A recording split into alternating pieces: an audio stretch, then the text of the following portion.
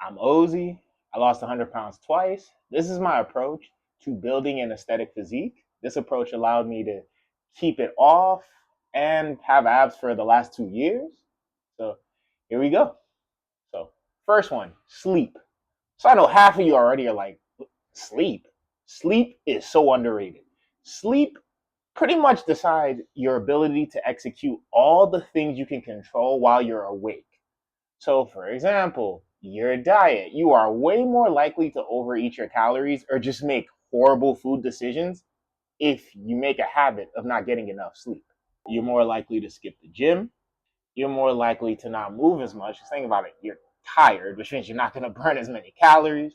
Like everything that you can control while you're conscious and awake is screwed if you don't get enough sleep. Second, food. This is the most important thing that you can control while you are awake. Like, so just some fat loss basics, fitness basics, whatever. You eat less calories than you burn. That is how you lose fat. That's what's known as a caloric deficit. You eat the same calories or around the same calories as you burn. That's maintenance. That'll keep you at around the same weight, same body fat percentage, so on and so forth. Assuming you didn't lose muscle. But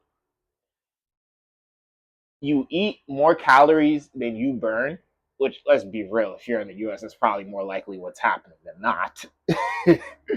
But that's a caloric surplus. That is how you gain fat.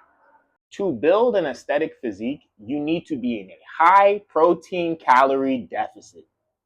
So, zero point 0.7 to 1 gram per pound of ideal body weight, and pretty much eating less calories than you burn.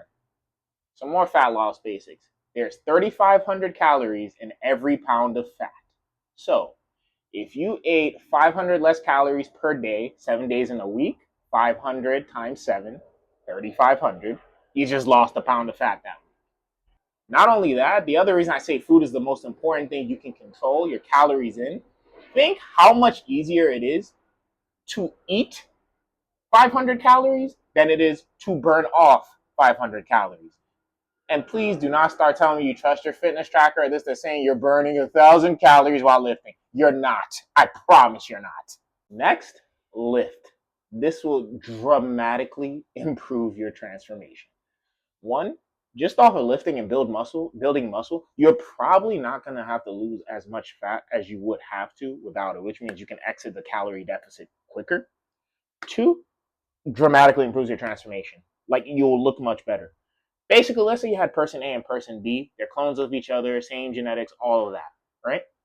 But person A did a calorie deficit. They didn't really get their protein goal, and they didn't lift. They did the cardio bunny way down, right? Person B, however, they lifted, tracked their calories, hit their protein.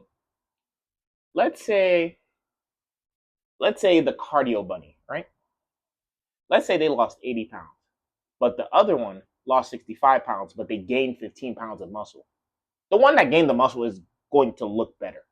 They're going to look better. Not only that, they're going to have an easier time keeping the fat off. And yeah, and they wouldn't have had to diet as long as the person that just only did cardio, didn't really pay attention to lifting. And also, you don't like part of my whole approach. Those already know me, no bland food, no living in the gym. You don't have to eat bland food to get in the best shape of your life. And also, you don't have to live in the gym. Like, I've done it the gym bro way. That's how I did it the first time. But I would say that's also a big reason I gained back most of it. Right? The second time I got leaner and I was only lifting 2 to 3 times a week. I just structured my workouts in a smarter way. Because, like, smart structured workouts plus consistency matters much more than lifting 5, 6 days a week. You can do that. That's great. But most people can't sustain that from what I've seen. So, yeah, lift. Next, calories out. So, my preferred method of handling this is just through steps. I track my steps, and from what I've seen, this has been my most reliable way of tracking how many calories I burn on a day-to-day basis. So, here's the thing, right? The other reason I prefer having steps be the way that I do, at least for my approach, is this. I don't care how busy you are. Look, even let's say you're somebody that's in meetings all day, you can literally get a walking pad. They are not expensive. You can, and I noticed that I'm more productive too when I'm getting my steps. Like the ideas flow better, your blood flows better, ideas just come easier. You know, it helps, right? But even if it's not through steps, right? I would still say just to burn more calories, right? If you have a form of cardio that you like, hey, if you like dancing, if you like playing basketball, if you like going on bike rides, whatever it is, the cardio that you can stick to, that's what I would recommend for you. But however, I like steps because the other thing, it's low impact. You are not gonna get injured walking.